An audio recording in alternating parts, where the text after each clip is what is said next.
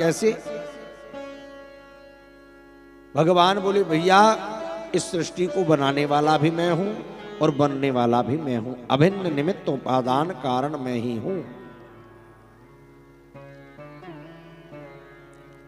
हरिरेव जगत जगदेव हरि, हरि में ही जगत है और जगत में ही हरि है।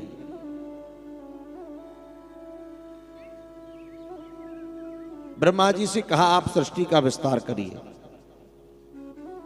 ब्रह्मा जी ने सर्वप्रथम 4 बाल ऋषियों को जन्म दिया, सनक, सनंदन, सनातन, सनत कुमार।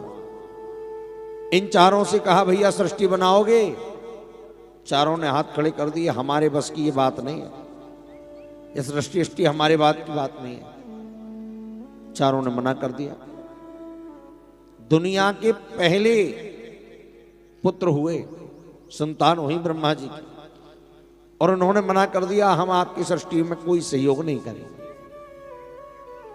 अब आज के माता पिता अगर कहे कि बच्चे हमारी बात नहीं मानते या नहीं सुनते तो कोई बड़ी बात नहीं।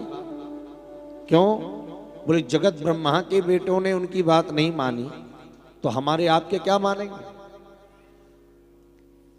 ब्रह्मा जी को क्रोध आया तो ब्रह्मा जी की भ्रुकुटी फट गई, और ब्रह्मा जी की भ्रुकुटी के फटने से उसमें से भगवान शंकर का प्रादुर्भाव हुआ। बोलिए शिव शंकर भगवान की जय।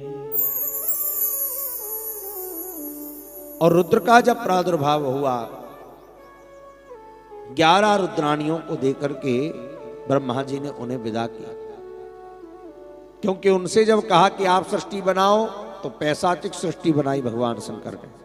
भूत प्रेत पिशाच डाकनी साकनी बेताल। बोले भैया बस हो गई सृष्टि, तुम जाकर भजन करो। फिर ब्रह्मा जी ने अपने शरीर से 10 ऋषियों को जन्म दिया।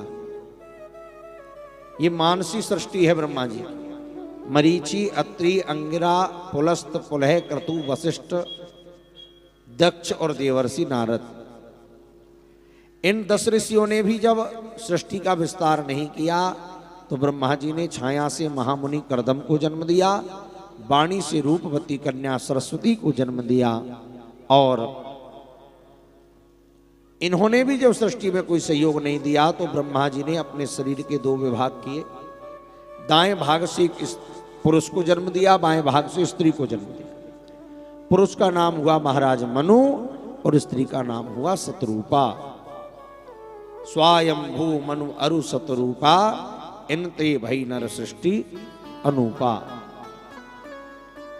इन्हीं से मनुष्य कहलाए हम, मनु की संतान होने के कारण। इन्हीं मनु शतरूपा ने जब सृष्टि प्रारंभ करी तो उनके यहां 5 संतानें हुई। 3 बेटियां आकुति, देवहूति और प्रसूति, और 2 बेटे हुए उत्तानपाद और प्रियव्रत। ये 5 संतानों से ही संसार बड़ा है। इनमें जो मंजली बेटी है इनका विवाह हुआ है कर्दम नाम के महर्षि के साथ। कर्दम ऋषि जिन्होंने अपनी सारी इंद्रियों का ही दमन कर दिया है, वो कर्दम। ये पहले विवाह नहीं कर रहे थे, ये तो तपस्या में बैठे थे। एक दिन आकाशवाणी हुई और कहा कि भैया अगर तुम विवाह करोगे तो तुम्हारे यहां पुत्र बन करके मैं आ जाऊंगा। कर्दम जी ने सोचा अगर भगवान पुत्र बनकर आएंगे तो विवाह करने में क्या हर्ज है, कर लेता हूं। मनु महाराज आए और अपनी मंझली बेटी का विवाह कर्दम जी के साथ कर दिया। विवाह होते ही कर्दम जी तो समाधि में चले गए। देवहूति मैया सामने बैठी, और जब देवहूति मैया सामने बैठी कर्दम ऋषि समाधि से कई वर्षों तक बाहर नहीं निकले। और जब बाहर नहीं निकले, कई वर्षों के बाद जब समाधि खुली तो सामने देखा एक बूढ़ी बैठी है। पूछा देवी तुम कौन हो? उसने कहा महाराज मैं आपकी अर्धांगिनी हूं देवहूति।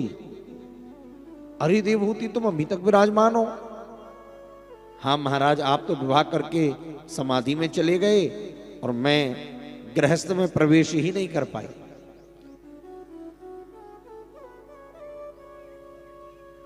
करदम जी ने कहा, देवी अब चिंता मत करो, मैं तुम्हारी मनोकामना को पूर्ण करूंगा। उसी समय करदम ऋषि ने एक ऐसा विमान बनाया जो मन की गति से चलता था।